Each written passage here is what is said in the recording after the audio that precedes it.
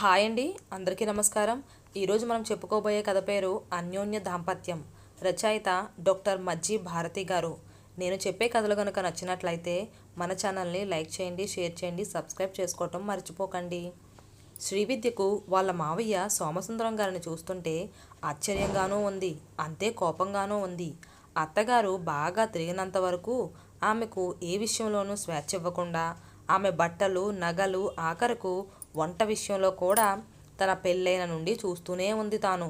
ఆయనకి ఇష్టం లేకుండా ఏం చేసినా, ఇంట్లో ఎంతమంది ఉన్నా ఆయన శారదా అని గట్టిగా పిలిస్తే అమ్మో ఆయనకు కోపం వచ్చిందనుకుంటూ గదిలోకి వెళ్ళేది. ఆ వెళ్ళడం అరగంట వరకు బయటకు వచ్చేది కాదు. లోపల ఏం జరిగేదో ఏమో ఎవ్వరికీ తెలియని రహస్యం. ఆ రోజు వంట ఏం చెయ్యాలి, ఏ కూరలు వండాలి, అవి ఏ రకంగా చెయ్యాలి అనేది ఆయనే నిర్ణయించేవారు. ఒక ఫంక్షన్కు వెళితే ఆమె ఏ చీర కట్టుకోవాలో, ఏ నగలు వేసుకోవాలో కూడా ఆయనే నిర్ణయించేవారు. ఆ విషయంలో ఆమెకు ఏ రకమైన కంప్లైంటు ఉండేది కాదు.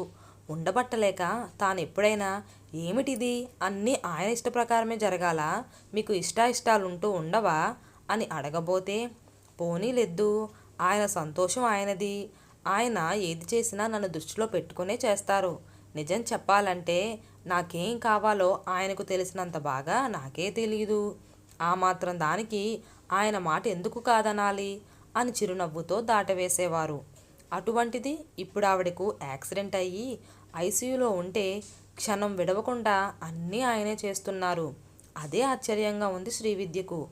ఆమె బాగున్నంతసేపు ఏమీ పట్టించుకోకుండా ఇప్పుడు ఆమెకు స్పృహలో లేనప్పుడు ఎన్ని సపరీలు చేస్తే మాత్రం ఆమెకు తెలుస్తుందా ఏమిటి? నిజంగా ఆమంటే ప్రేముండి చేస్తున్నారా, లేక అపరాధ భావం నుండి తప్పించుకోవటానికి చేస్తున్నారో అర్థం కావడం లేదు.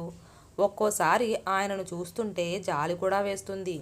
అటువంటప్పుడు మీరు కాసేపు రెస్ట్ తీసుకోండి, మేము ఇక్కడ ఉంటామంటే ఆయన ఒప్పుకోవటం లేదు. ఆఖరికి ఆయన పిల్లలు చైతన్య, స్రవంతి కూడా ఆయన నిర్ణయాన్ని మార్చలేకపోతున్నారు. ఇన్ని సంవత్సరాలు నాకు నా కుటుంబానికి సేవలు చేసింది. ఇప్పుడు నేను తన క్రింద చేయటంలో గొప్పేముంది? అయినా మీ అమ్మకి ఏమి కావాలో మీకెవ్వరికీ తెలీదు. ఏ క్షణంలో తనకే అవసరం పడుతుందో, అందుకని నేనే తన దగ్గర ఉంటాను అనేస్తున్నారు. డాక్టర్లు కూడా మీరు కాసేపు రెస్ట్ తీసుకోండి, మేము చూసుకుంటాం, ఈ వయసులో మీకేదైనా అయితే కష్టం అని చెప్పినా వినడం లేదు ఆయన. ఆఖరికి వాళ్ళే ఐసీయూలో ఒక చిన్న బెడ్ ఏర్పాటు చేశారు ఆయనకు మెలకు ఉన్నంతసేపు ఆమెతో మాట్లాడుతూనే ఉన్నారు. స్పృహలో లేని ఆమెకు ఆయన మాటలు వినిపించవని తెలిసినా అలా మాట్లాడుతూనే ఉన్నారు. ఆసుపత్రి సిబ్బంది కూడా ఆయన ప్రయత్నాలకు ఎంతగా ఇంప్రెస్ అయ్యారంటే వాళ్ళు కూడా మా అమ్మగారు తొందరగా స్పృహలోకి వచ్చేయండి, ఈయన బాధ మేము చూడలేకపోతున్నాం అనేంతగా. చైతన్యకు నాన్నను చూస్తే ఆశ్చర్యంగా ఉంది. నాన్నలో ఈ కోణం కూడా దాగి ఉందా అని, నాన్న అమ్మను ఇంతగా ప్రేమించారా అని. ఇంట్లో ఎంతమంది చుట్టాలున్నా కానీ ఎంతమందిలోనైనా అమ్మను శారదా అని గట్టిగా పిలిస్తే చేతిలో ఉన్న పనులను ఆపేసి తక్షణం అమ్మ గదిలోకి వెళ్ళవలసిందే. క్షణం లేట్ అయితే ఆయనే బయటకొచ్చి పిలిస్తే వినిపించడం లేదా అనేవారు. గదిలో ఏం జరుగుతుందోనన్న కుతూహలంతో ఒకసారి పెద్దత్త, చిన్నాన్న భార్య సుమతి పిన్ని అమ్మా నాన్నల గది ముందు చెవులు రిక్కించుకుని తలుపులకు చేరబడి ఉండగా నాన్న దడాలను తలుపులు తీస్తే పెద్దత్త ముందుకు పడబోయింది. అప్పుడు నాన్న చూసిన చూపు ఎవ్వరూ మర్చిపోలేదు. అంతే, ఆ తరువాత గదిలో ఏం జరుగుతుందన్న కుతూహలం ఎంతున్నా కానీ ఆ గది దరిదాపులకు కూడా ఎవ్వరూ వెళ్ళేవారు కాదు. అందుకని లోపల ఏం జరిగేదో ఇప్పటి వరకు ఎవ్వరికీ తెలీదు. ఇంట్లో ఎంతమంది ఉన్నా నాన్న వంటగదిలోకి వచ్చి ఆ రోజు వంట ఏం చెయ్యాలి, ఎలా చెయ్యాలి అని చెప్పి వెళ్ళేవారు. అమ్మ అలాగే చేసుకుంటూ పోయేది. చుట్టాలందరూ శారద కాబట్టి అలా ఉంది, అదే మేమైతేనా అమ్మో అలా ఉండటం మా వల్ల కాదు అనేవారు. కానీ అమ్మ ఏ రోజు నాన్న గురించి ఎవ్వరి దగ్గర మాట మాత్రంగానైనా అనేది కాదు. మీ నాన్న చాలా మంచివారురా అనేది. తనకు పెళ్లి సంబంధాలు చూస్తున్నప్పుడు మీ నాన్నలా నువ్వు కూడా నీ భార్యను అలాగే చూసుకోరా అని చెప్పింది ఒకసారి.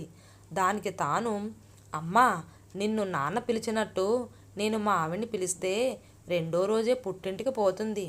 నీకున్న సహనం ఎవ్వరికీ ఉండదమ్మా అంటే తేలిగ్గా నవ్వేసి, నీకు పెళ్ళయ్యాక తెలుస్తుంది లేరా, మీ నాన్న నన్నెంతగా ప్రేమిస్తున్నారనే విషయం అనేసింది.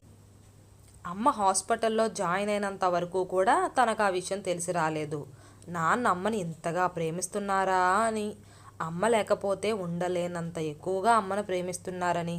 కానీ అమ్మకి యాక్సిడెంట్ అవ్వకముందు తాము చూసిన నాన్న స్వభావానికి ఇప్పటి నాన్న స్వభావానికి పోలికే లేదు. కానీ నాన్న ప్రేమ పట్ల అమ్మకున్న నమ్మకం ఇప్పుడు ప్రత్యక్షంగా చూస్తున్నాడు తాను.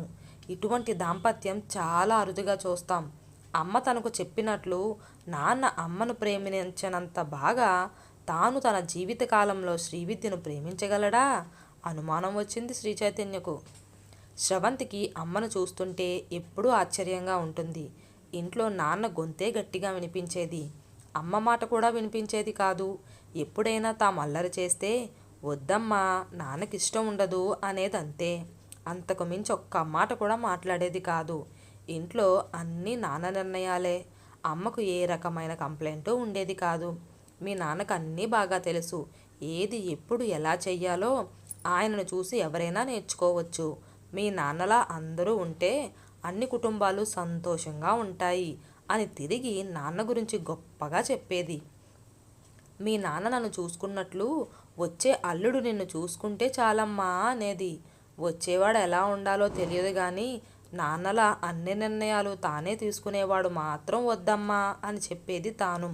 పిచ్చి మొహమా, నీ పెళ్ళయ్యాక తెలుస్తుందిలే నాన్న నన్నెంత బాగా చూసుకుంటున్నారన్న విషయం అని తేలిగ్గా నవ్వేసేది. అమ్మకు నాన్న మీద అంత నమ్మకం ఎందుకో ఇప్పుడు అమ్మ హాస్పిటల్లో ఉన్నప్పుడు అమ్మ గురించి నాన్న పడుతున్న తాపత్రయం చూస్తే తెలుస్తుంది. ఇందులో సగం ప్రేమ వంశీ తన మీద చూపించినా చాలని అనిపిస్తుంది ఇప్పుడు. అమ్మ కోలుకోకపోతే నాన్న పరిస్థితి ఊహించడానికే భయమేస్తుంది స్రవంతికి. చూడ్డానికి వచ్చే దగ్గర బంధువులకు కూడా సోమసుందరంను చూస్తే ఆశ్చర్యం వేస్తుంది. భార్యకు ఇంత అలా ఎవరైనా చేస్తారా అని. అందులోకి సోమసుందరం ఏనాడు భార్య మీద ప్రేమను నలుగురిలో చూపించి ఎరగడు మరి. డాక్టర్లు వైద్యమో ఆయన చేసిన సేవల ఫలితమో లేక భగవంతుడికే ఆయన మీద జాలేసిందో ఏమైతేనే 2 వారాలకు ఆమె కళ్ళు విప్పి చూసింది. ఎదురుగా కన్నీళ్లతో భర్త. చాలండి మీరు మరీను, ఆ కన్నీళ్ళేమిటి, ఎలా అయిపోయారో చూడండి. అయినా నేను మిమ్మల్ని విడిచిపోతాననుకున్నారా ఏమిటి? ఆ యమధర్మరాజుకైనా తెలీదా మీరు నన్ను విడిచి ఉండలేరని? అందుకే తిరిగి పంపించేశాడు. నాకు ఇంకేం భయం లేదు. మీరు కాసేపు నిద్రపోండి.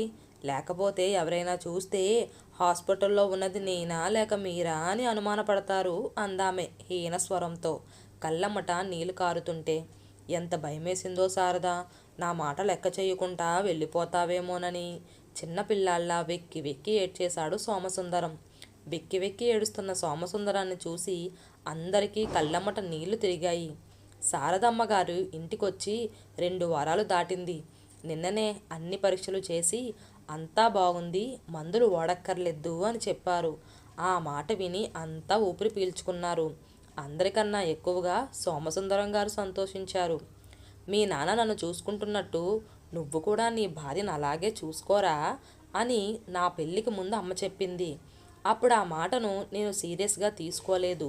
కానీ అమ్మ హాస్పిటల్లో ఉన్నప్పుడు మిమ్మల్ని చూశాక మీలాగే ఉండాలని అనుకుంటున్నాను. మీరు అమ్మను ఎలాగ చూసుకున్నారో చెప్పరా?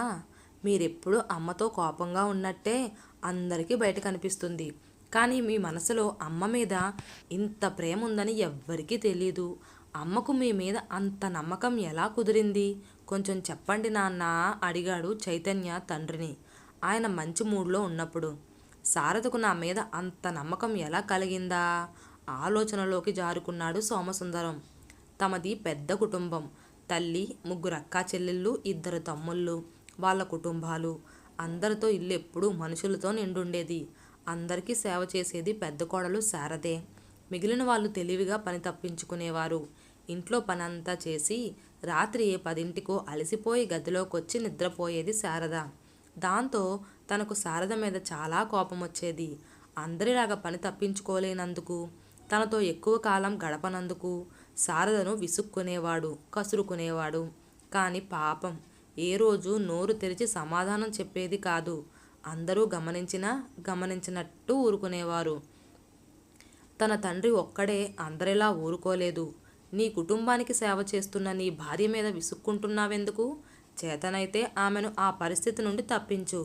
ఎలా అనేది నీ తెలివితేటల మీద ఆధారపడి ఉంటుంది నవ్వుతూ చెప్పాడు తండ్రి. తండ్రి చెప్పిన మాటల్లో అంతార్థం ఏమిటో అని ఆలోచించగా అర్థమైంది తానేమి చెయ్యాలో. అంతే. రాత్రి గదిలోకి వచ్చిన తరువాత కాకుండా పనిలో ఉన్నప్పుడు అందరి ముందు గట్టిగా పిలిచేవాడు, శారదా అని. ఆ పిలుపుకి శారదే కాదు, మిగిలిన వాళ్ళు కూడా భయపడిపోయేవారు. గదిలోకి వచ్చిన శారదను అరగంట కూర్చోబెట్టేవాడు. ఈలోగా తప్పదన్నట్టు శారద వదిలిన పనిని మిగిలిన వాళ్ళు చేసుకునేవారు. అలా శారదకు విశ్రాంతి దొరికేది. నిజంగానే పిచ్చిది. లేకపోతే పోనీలేండి, మన ఇంటికొచ్చి వాళ్ళు పని చేయడం ఏమిటి, మీరిక్కడ నన్ను కూర్చోబెట్టడం ఏమిటి, నాకేమీ నచ్చలేదు సుమా అని కోప్పడేది. నా మాట వినకపోతే నిజంగానే నాకు కోపం వస్తుంది. దొంగ కోపం నటించేవాణ్ణి. వద్దు బాబు, మీ కోపం భరించలేను, మీరు చెప్పినట్టే వింటాను అనేసేది. ఇక వంట విషయంలో కూడా వాళ్ళకి అది నచ్చుతుందని, వీళ్ళకి ఇది ఇష్టమని ఇలా 10 రకాలు చేసేది. అందుకే ఆ విషయంలో కూడా తానే కల్పించుకోవాల్సి వచ్చేది. లేకపోతే అలా వంటగదిలోనే ఉండేది. ఇక బట్టలు నగలు విషయానికి వస్తే అందరికీ కొనేది కానీ తనకు తాను ఏమీ కొనుక్కునేది కాదు. అందుకే అవి కూడా తానే కొనాల్సి వచ్చేది. ఆ రకంగా తాను కోపిష్టి భర్తగా, భార్యకు ఏ విషయంలోనూ స్వేచ్ఛ ఇవ్వని వాడిగా అందరి దృష్టిలో నిలిచిపోయాడు. ఆఖరికి పిల్లల దృష్టిలో కూడా. తన తండ్రి ఒక్కడే తనని చూసి మీసం మెలేసేవాడు. ఇప్పుడు ఇవన్నీ కొడుకుతో చెప్పాలా? అవసరం లేదేమో. మీ అమ్మ పిచ్చిదిరా, ఎవరికేం కావాలో పట్టించుకుంటుంది, అందరి అవసరాలు తీరుస్తుంది, కానీ తనకేం కావాలో ఎప్పుడూ పట్టించుకోదు. అందుకే తనకేం కావాలో నేను పట్టించుకుంటాను. భార్య చెప్పకుండా ఆమె అవసరం ఏమిటో భర్త గ్రహించుకుంటే ఆమెకు అంతకన్నా ఆనందం ఏముంటుంది? నేను అదే చేశాను. అందుకే మీ అమ్మకు నేనంటే అంత గౌరవం. గ్రహించుకుంటే నువ్వు చేయగలవు. కాకపోతే మీ అమ్మ దగ్గర శ్రీవిద్య ఉన్నంత వరకు నీకు అవసరం రాదు. మీ అమ్మే చూసుకుంటుందంతా నవ్వేశారు సోమసుందరం గారు.